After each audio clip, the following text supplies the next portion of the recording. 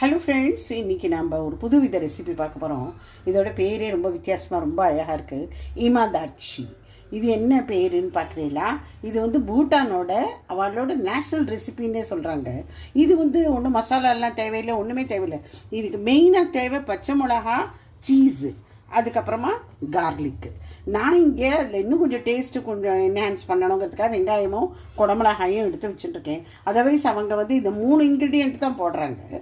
So இதை எப்படி பண்ணுறதுன்னு பார்க்கலாமா? நான் இங்கே பச்சை மிளகாயை ஸ்லிட் பண்ணிவிட்டு இந்த உள்ளே இருக்கிற சீட்ஸ் எல்லாம் எடுத்து வச்சுட்டேன்.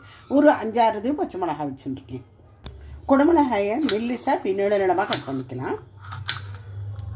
இந்த பாருங்க, இங்கே எல்லாத்தையும் நான் நறுக்கி ரெடி பண்ணிக்கிட்டேன். இந்த பூண்டெல்லாம் நல்லா சன்னமாக மெல்லிசாக பொடியாக கட் பண்ணிக்கணும். அதுக்கப்புறம் 2 சீஸ் இங்கே எடுத்து வச்சுட்டுருக்கேன். இந்த சாண்ட்விச்சில் போடுவோமே அது ஷீட்டு. முதல்ல 1/2 ஸ்பூன் தான் அங்கே எண்ணெய். இது பாருங்க, ரொம்ப கொஞ்சம் எண்ணெயெல்லாம் ஜாஸ்தி வேண்டவே வேண்டாம். முதல்ல இந்த கார்லிக்கை போட்டுக்கணும். வெங்காயம் இதை போட்டு கொஞ்சம் ஒரு 2 மினிட்ஸ் போட்டு கற்றுக்கலாம். குடமிளகாய் போட்டுடலாம். குடமிளகாயெல்லாம் ஆப்ஷனல் தான். இந்த பச்சை மிளகாய் போட்டுடலாம்.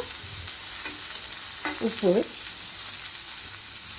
இப்போ இதில் ஒரு 1/2 கப்பு ஜலம் விட்டு மூடி வச்சிடணும்.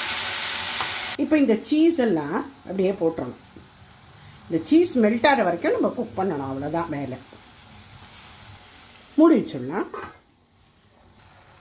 இப்போ இது ஆயிடுத்து, நம்ம எடுத்துடலாம். நேரம் ஆக ஆக இது கெட்டியாகிட்டு போயிட்டு இருக்கோம். இது வந்து சூடான சாதத்துக்கு இது தான் தொட்டுன்னு சாப்பிடுவா.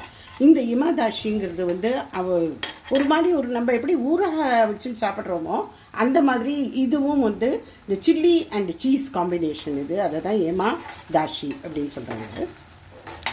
இப்போ ரொம்ப ட்ரெண்டிங்கில் இருக்கிற இந்த இமாதாஷி நம்மளுக்கெல்லாம் அறிமுகப்படுத்துறது தீபிகா பாடுகோன். So thank you Deepika.